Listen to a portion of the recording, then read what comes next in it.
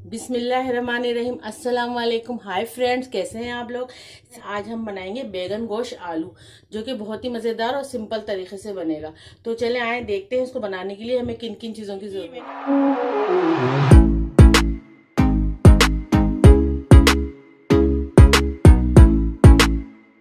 आधा किलो बैगन ले लिए यानी कि 500 ग्राम।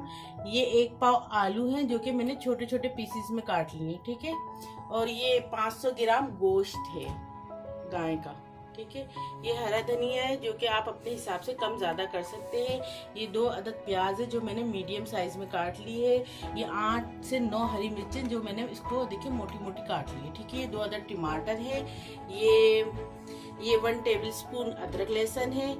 ये 1.5 टीस्पून कुटी हुई मिर्च है। ये 1/2 टीस्पून हल्दी है। ये 1 टीस्पून नमक है। 125 ग्राम ऑयल ले लिया था जो कि अच्छे सा गर्म हो गया, तो मैंने इसके अंदर 2 अदद प्याज डाल दी थी जो मैंने आपको बताई थी। हमारी प्याज भी तकरीबन फ्राई हो गई है। अब हम इसके अंदर अदरक लहसुन का पेस्ट डाल देंगे।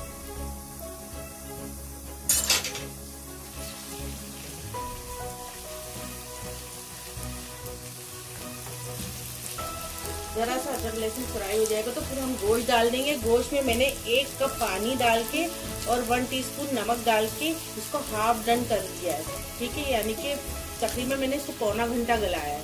अब जो थोड़ा बहुत रह गया है ये बैगन और आलू के साथ गल जाएगा, ठीक है। इसके अंदर पानी भी है अभी तक, ठीक है। अब जरा इसको हम फ्राई कर लेंगे।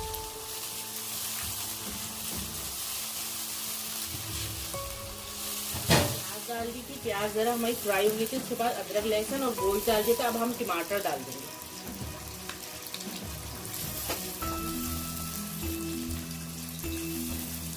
टमाटर के साथ में हम जो हमारी स्पाइसेस है ना ये भी डाल देंगे। कुटी हुई मिर्च है, हल्दी और ये 1 टीस्पून नमक है।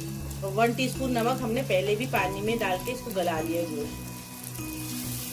हमारा ना जरा इसमें आपको पानी नजर आ रहा होगा गोश्त का, ये भी जरा हमारा पानी ड्राई हो जाना चाहिए। और टमाटर भी जब बिल्कुल अच्छी तरह गल के भून जाएंगे तो फिर हम इसके अंदर बैगन और आलू तकरीबन हमारा गोश्त भून गया है और पानी भी अच्छा खासा खुश्क हो गया। हम ये बैगन डाल देंगे। देखिए बैगन बिल्कुल इस तरह कटे होने चाहिए, ज्यादा मोटे मत काटिएगा वरना ना वो फिर फीकापन आ जाता है। आजकल बस सर्दियां एंड हो रही हैं, सर्दियों के बैगन बहुत ज्यादा अच्छे होते हैं। तो मैंने सोचा चले आपको ये बैगन गोश्त की रेसिपी दे देती हूँ। आप भी एक आध दफा बना लें, फिर गर्मियाँ आ जाएंगी। गर्मियों के बैगन अच्छे नहीं होते, उसमें ना कड़वापना और कसालापना बहुत होता है, ठीक है। जरा बैगन हमारे नरम पड़ जाएंगे ना तो फिर हम इसके अंदर आलू और हरी मिर्ची मिला देंगे। हमारे बैगन ना जरा जरा से नरम पड़ गए, बस इसी स्टेज पे आके ना आप आलू डाल दीजिएगा। आलू के साथ ये हरी मिर्चें हैं ये भी डाल दीजिएगा। अब इसको हल्का सा मिक्स करके और दम पे रख दीजिएगा।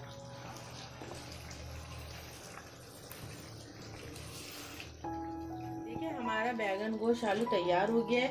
बस अब हम इसके अंदर हरा धनिया डाल देंगे और ना फिर इसको हम 2-3 मिनट बाद इसका चूल्हा ऑफ कर देंगे और आपको डिश आउट करके बताएंगे।